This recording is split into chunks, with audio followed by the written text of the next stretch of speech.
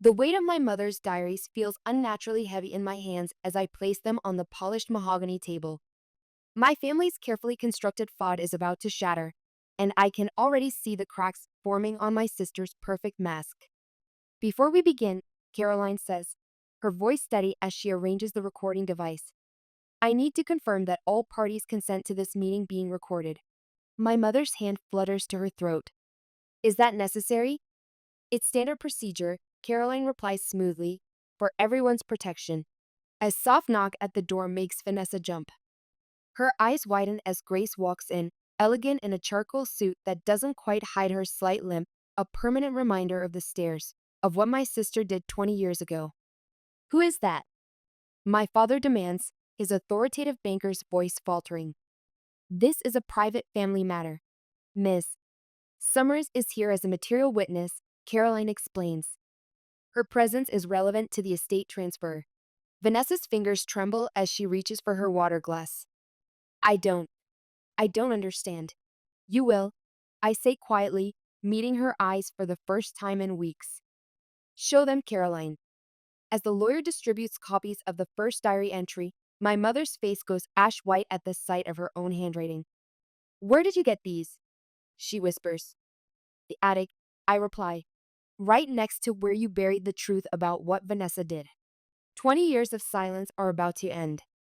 And I, Eleanor Harris, the strong one, the survivor, the good daughter, am finally ready to speak my truth. Flashback: the attic discovery. 3 weeks earlier, the smell of old cardboard and mothballs filled my nose as I sorted through yet another dusty box in my parents' attic. My mother's voice drifted up from below, carrying that familiar tone of gentle disappointment that had become her default when speaking to me. Eleanor, dear, you don't have to do this today. I know you're busy with work. At 38 years old, I was still trying to be the good daughter, even after everything. It's fine, Mom. I called back, carefully stacking photo albums to one side. You said you wanted to declutter before the renovation. My fingers brushed against something leather-bound at the bottom of the box. A diary? No, several of them tied together with a faded ribbon. My mother's neat handwriting marked the dates. 1998 to 2002, the years everything changed in our family. I quickly buried them under some old sweaters, a reflex action I didn't fully understand in that moment. Something told me these weren't meant for the donation pile. As I hid the diaries, memories flashed unbidden in my sister's tears, hushed conversations behind closed doors, the Mackenzie girl who disappeared overnight. The pit in my stomach that formed then had never truly gone away. Ellie? Vanessa's voice, now sweet as honey. Mom says dinner's almost ready. I descended the attic stairs to find Vanessa standing there, perfect as always in her cream cashmere sweater that probably cost more than my monthly rent. At 35, she still managed to look like the fragile teenager our parents had spent decades protecting, even while her Instagram painted the picture of a successful interior designer with a perfect marriage. You've got dust in your hair, she said, reaching out as if to brush it away. I stepped back, avoiding her touch, a boundary instinct developed over decades.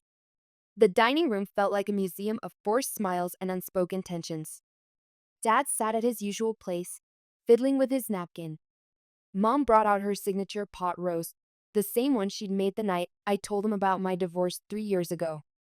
The night Vanessa had comforted Mom while subtly reminding everyone how Michael had confided in her about my emotional instability, words he'd never actually said. How's the new apartment? Dad asked, passing the potatoes. It's good. Olivia's a great roommate. The investigative journalist who'd become my lifeline after everything fell apart. Still sharing at your age? Vanessa's voice dripped concern. I worry about you living like a college student. I swallowed my first response. I'm fine, Vanessa. The divorce settlement. Let's not discuss that, Mom cut in sharply. We're here to talk about something important. My fork paused halfway to my mouth. The last time she'd used that tone, she was telling me she believed my ex-husband's lies, Vanessa's lies about why our marriage had failed. Your father and I have been thinking, she continued, reaching for Dad's hand. With the market so uncertain and our age to consider, we've decided to transfer the estate early. The pot roast turned to ash in my mouth as she finished. We're leaving everything to Vanessa. The words hung in the air like smoke. I set my fork down carefully, afraid I might snap it in half. Everything? My voice sounded distant, even to me. The house, the savings. It makes sense, Dad said, not meeting my eyes. Vanessa needs the security. You're the survivor, Eleanor. You always land on your feet. I looked at my sister. She was staring at her plate, but I caught the slight upturn of her lips, that same expression I'd seen countless times when she'd gotten her way, when I was punished for something she'd done. You're right, I said, my tone perfectly level. I am a survivor. Oh, sweetheart, Mom's eyes welled up with practiced tears. We know this might seem unfair, but Vanessa's so fragile after everything she's been through. Everything she's been through. The words echoed in my head as I remembered the diaries upstairs. My hand tightened around my water glass. Of course, I said, standing up. If you'll excuse me, I need some air. I walked to the front porch, my heels clicking against the hardwood floors my father had installed when we were children. Behind me, I heard Vanessa's soft voice. Should I go check on her? No, Mom replied. You know how she gets. She just needs time to process. Standing in the cool evening air, I pulled out my phone and texted Olivia. Found something interesting in Mom's attic. Need your help. The response came quickly. Why night my place? I looked back through the window.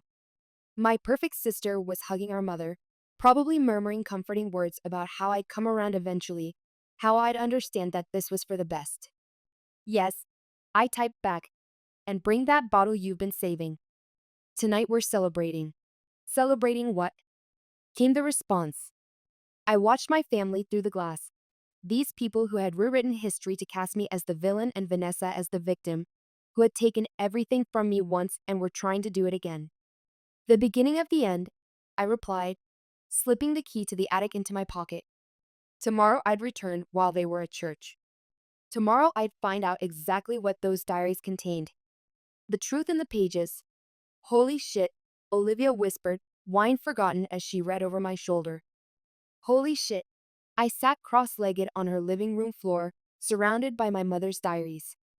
The pages smelled of dust and secrets, and my hands trembled as I turned each one. Keep reading, I said, pointing to the entry dated March 15, 2000. Vanessa came home crying again today. Says that girl Grace is still spreading rumors about what really happened on the stairs. I've called the school board 3 times now. Joseph thinks we should get a lawyer involved.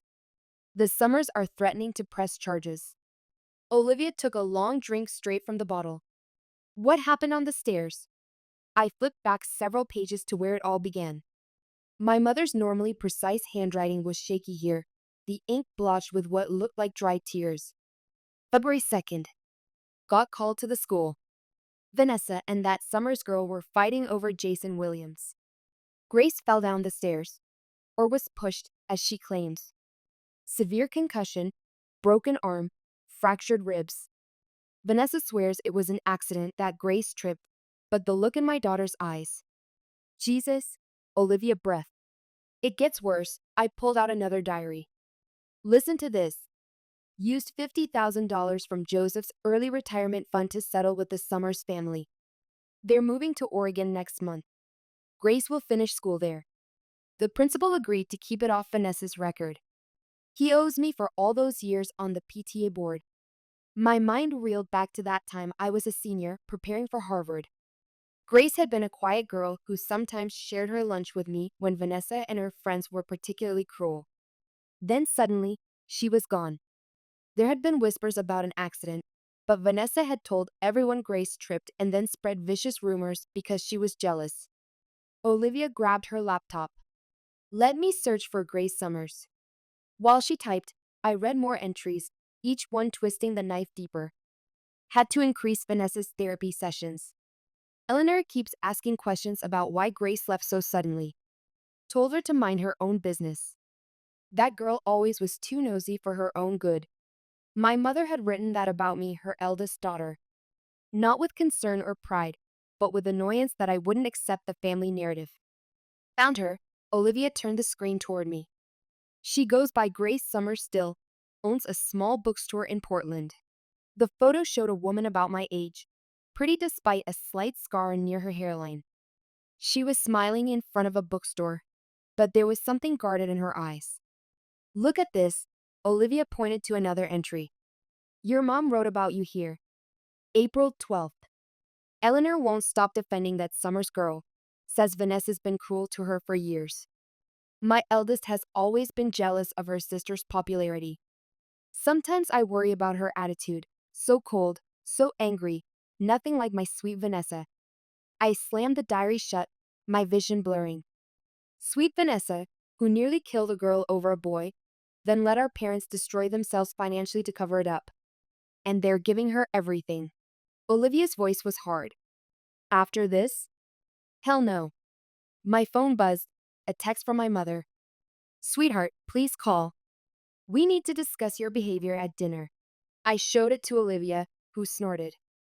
Your behavior? Right, because walking away quietly is so much worse than attempted murder. They never saw it, I said quietly. They never saw any of it. The way she'd push me down, then cry to them about how I was bullying her, the time she'd break things and blame me. Even during my divorce, when she told my parents Michael confided in her about my episodes. Episodes? Olivia's face darkened. You never had any. I stood up, pacing the room, decades of suppressed rage finally finding its voice. She's built her whole life on lies, and they helped her do it. So what's the plan? Olivia asked, already reaching for her notepad. My best friend, the journalist, always ready to investigate. First, I need to contact Grace, I said, pulling up my laptop. See if she's willing to talk. And then? Then I talked to Caroline Morrison, the family lawyer. Olivia raised an eyebrow. Think she'll help? She has to. There's a legal obligation to disclose potential liabilities during estate transfers. I smiled grimly. An attempted murder with a documented cover-up? That's one hell of a liability. Vanessa's true face. The day before the estate meeting, I found Vanessa waiting on my doorstep. She wore her victim costume well. Oversized sweater, no makeup, eyes wide with manufactured concern, the same look she perfected for our parents whenever she needed sympathy or protection. We need to talk, she said, pushing past me into my apartment. Come in, I muttered to the empty doorway. Vanessa paced my living room, wringing her hands. What are you doing, Ellie? Mom can barely sleep. Dad's talking about seeing his doctor for anxiety medication. I leaned against the doorframe, watching her performance. Interesting how their anxiety always spikes when they can't control me. She stopped pacing. What's that supposed to mean? You know exactly what it means. I moved to the kitchen, putting the counter between us, like a shield. Like when they had anxiety during my divorce, when they believed your lies about Michael. He told me things. You made it up. My voice was ice. Just like you made up everything else. Vanessa's face changed, subtle but significant, the vulnerable mask slipping for just a second, revealing something harder underneath, the real Vanessa, the one I'd always seen when no one else was looking. Careful, sister, she said softly. You're sounding paranoid again. Am I? I leaned forward. You know, I've been thinking a lot about stairs lately, and skeletons. The kind that don't stay buried. The color drained from her face. What are you talking about? I think you know. How is Grace Summers these days? Vanessa grabbed the counter for support. Ooh, Grace Summers? Though she goes by a different name now, had to change it after she moved, after the accident. Stop it, her voice shook. You don't know anything. I know everything, Vanessa. Every detail, every lie, every penny Mom and Dad paid to make it go away. She straightened up, eyes narrowing. They'll never believe you. You're just jealous. You always have been jealous. I laughed, really laughed, for what felt like the first time in years. Of what? Your carefully constructed helplessness, the way you've trapped our parents in your web of lies? I haven't trapped anyone, she hissed. They love me. They choose me every time because you've never given them a choice.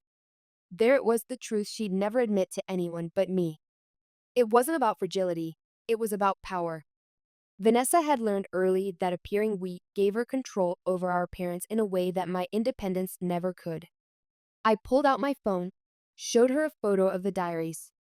But choices have consequences, sister dear, even delayed ones. Vanessa's hands started shaking. Where did you get those? Mom's attic. She really should have burned them instead of just hiding them. But then again, Mom never could face the truth about you, could she? She lunged for the phone, but I pulled it back. Careful, wouldn't want another stairway incident, would we? You, she whispered, you're trying to ruin everything. No, I said calmly, I'm just finishing what you started. I walked to the door, opened it. See you tomorrow at the meeting. Don't forget to bring your tears. You're going to need them. After she left, I called Olivia. She was here. What happened? I showed her a video clip from my security camera showing her visit, just in case she tries to claim I threatened her. Smart. Olivia paused. How are you holding up? Before I could answer, my phone buzzed with a text from my mother. Vanessa just called in hysterics. What did you say to her? Then another. This behavior needs to stop. We're postponing tomorrow's meeting. No, I texted back, we're not. I forwarded the messages to Caroline, who responded immediately. Meeting proceeds as scheduled. All parties have been legally notified. Any attempt to postpone could be seen as deliberate obstruction. It's happening, I told Olivia. Tomorrow at 10 a.m. Want me to come? No, but stay close to your phone. If they try to stop me, I want that envelope delivered to your editor immediately. Later that night, I couldn't sleep. I watched the security footage again. The moment Vanessa's mask slipped, revealing the monster beneath. The same monster I'd seen that day in high school, watching from a classroom window as they carried Grace out on a stretcher. My phone lit up with a text from Grace. Just landed. Hotels closed to the lawyer's office. You ready for this? I thought about all the years of silence, of watching Vanessa manipulate and destroy while her parents enabled her, of losing my marriage, my inheritance, my family's trust, all because I wouldn't play along with the lies. Ready? I replied. Did you bring it? The medical records? Yes. And something better. Found my old diary from that year. Detailed everything she did leading up to that day, the threats, the stalking, the rehearsed tears when teachers questioned her. Still want to do this? I looked at my mother's diary stacked neatly in my briefcase. 20 years of truth ready to shatter 20 years of lies. Yes, I texted back. It's time they all saw the real Vanessa, the one behind the tears. Grace's response was immediate. Then let's give them something to really cry about. The confrontation. Caroline's conference room feels too small for the weight of what is about to happen. My parents sit on one side of the mahogany table, Vanessa between them like always their precious middle child, still protected after all these years. The notary, a thin man with wire-rimmed glasses, arranges his papers with mechanical precision. I choose the seat directly across from Vanessa, wanting her to see my face when it all comes down. My mother looks tired, the lines around her eyes deeper than I remember. She was once a respected elementary school teacher, beloved by students and parents alike. Had she always been this willing to compromise her ethics for Vanessa, or had it happened gradually, one small decision at a time until she couldn't find her way back? My father, Joseph Harris, former bank manager, the man who taught me about saving for the future, sits with his shoulders hunched, a shadow of the confident man I once knew. Did he ever think about how he spent his retirement fund? Not on the vacation home he'd always dreamed of, but on covering up his younger daughter's violence. I look at Vanessa, perfectly put together in a modest blue dress, her wedding ring catching the light, a ring from a marriage that's falling apart if her husband's recent indiscretions are any indication. We look alike, my sister and I, but while I've always been described as striking or intense, she's been delicate and lovely. Two daughters raised in the same home with the same values, yet somehow I became cast as the stable one who didn't need help, while she became the fragile one who couldn't survive without constant support. The roles assigned to us have shaped our entire lives. Before we begin, Caroline says, setting up a recording device. I need to confirm that all parties consent to this meeting being recorded. My mother's hand flutters to her throat. Is that necessary? It's standard procedure, Caroline replies smoothly, for everyone's protection. A soft knock at the door makes Vanessa jump. Her eyes widen as Grace walks in, elegant in a charcoal suit that doesn't quite hide her slight limp. Another souvenir from the stairs. Who is that? My father demands. This is a private family matter. Miss Summers is here as a material witness, Caroline explains. Her presence is relevant to the estate transfer. Vanessa's fingers tremble as she reaches for her water glass. I don't understand. You will, I say quietly. Show them, Caroline. Caroline distributes copies of the first diary entry. My mother's face goes ash white as she recognizes her own handwriting. Where did you get these? She whispers. The attic, I reply. Right next to where you buried the truth about what Vanessa did. Stop this. My father stands up. We're not doing this today. Sit down, Joseph. Caroline's voice is firm. As your lawyer, I strongly advise you to hear everything. There are legal implications you need to understand.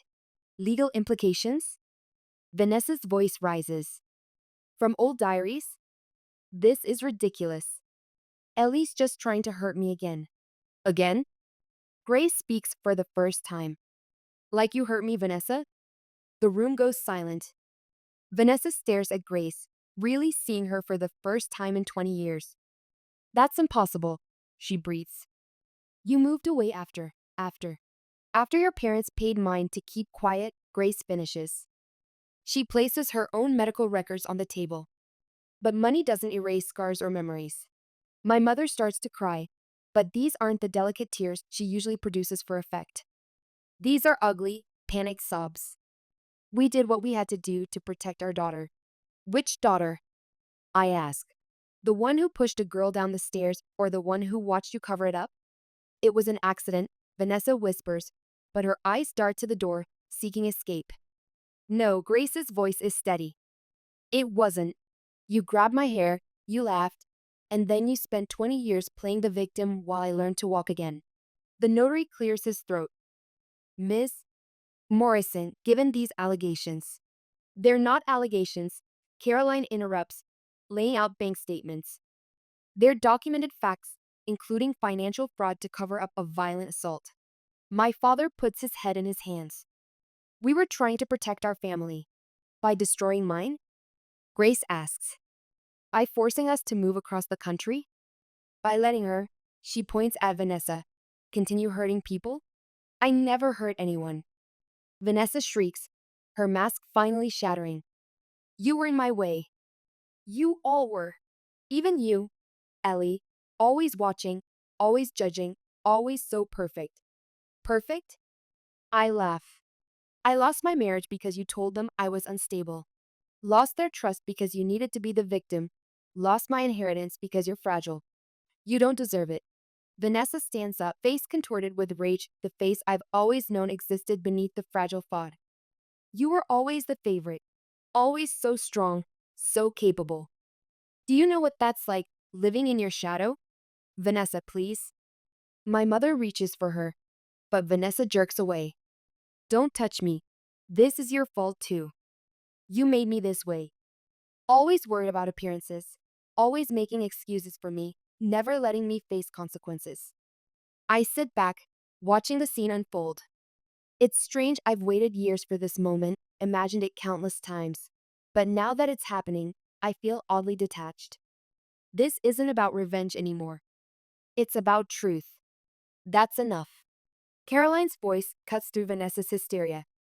The estate transfer is suspended pending investigation, and as your family's lawyer, I'm obligated to report potential criminal activity. Criminal? My mother gasps. Conspiracy, fraud, obstruction of justice, Caroline lists clinically. The statute of limitations on assault may have expired, but the financial crimes are still prosecutable. Vanessa collapses back into her chair, tears flowing, but they aren't her usual calculated drops. These are ugly, raw, real. For the first time in her life, she can't manipulate her way out of the situation. What do you want? My father asks me quietly. The truth, I reply, all of it. No more lies, no more cover-ups. And then? He asks. I look at Grace, who nods slightly. Then we let justice take its course. The real kind, not your version. My mother reaches for her purse, probably searching for her anxiety medication. We were trying to protect our family. No. I stand up, gathering my papers. You were protecting your illusions, and now they're broken, just like everything else Vanessa touched. As I walk out, I hear Vanessa's voice, small and real for the first time in years. What have I done? The answer hangs in the air, written in 20 years of diaries, medical records, and broken lives. Everything. And now, finally, nothing will ever be the same. Aftermath. The autumn wind scatters leaves across the park bench where Grace and I sit, watching children play on the swings. My mother's final diary lies between us, unopened. Are you sure you want to read it? Grace asks. No, I admit, but I need to. The last entry is dated just before I found them in the attic. My mother's handwriting is shaky. I've created a monster, my Vanessa, my beautiful, broken girl. Every lie I told to protect her only made her worse. And Eleanor, my strong one, I sacrificed her strength to feed Vanessa's weakness. What kind of mother does that make me? I closed the diary. She knew all along. She knew, of course she did. Grace says softly, that's why she hid them instead of destroying them. She wanted someone to find them. My phone buzzes, a text from Olivia. Court date set. You ready? As ready as I'll ever be, I reply. The fraud charges? Grace guesses. I nod. Dad took a plea deal. Mom's doctors say she's not competent to stand trial. And Vanessa's still at the wellness center? No. She checked herself out. Her husband's lawyer says she's contesting the divorce, claim she's the victim of his emotional abuse. Grace's laugh is bitter. Some things never change. But we did, I say, watching a little girl help her younger sister on the slide. We got stronger. My phone lights up with another text, this time from Vanessa, using a new number. I'm getting help. Real help. Not for them. Not for you. For me. I don't expect forgiveness. I just wanted you to know. I show it to Grace, who reads it thoughtfully. Do you believe her? I don't know, I admit. And for the first time, I don't care. Her story isn't mine anymore. I pick up my mother's diary and consider the deed to the cabin my father signed over to me, the one place from my childhood that holds good memories, that Vanessa never tainted. Want to help me burn these? No, Grace says firmly. Keep them as proof that you were always strong enough to face the truth that we both were. The sun sets behind the trees, casting long shadows across the park. In the growing darkness, two survivors sit together, holding on to truth instead of lies, choosing freedom over false family, and finally at peace with their own strength. They call me the survivor, I say softly. They were right, Grace replies, just not in the way they meant. And in the quiet of that understanding, we both smile, knowing that sometimes the happiest endings come not from forgiveness, but from finally, irrevocably letting go.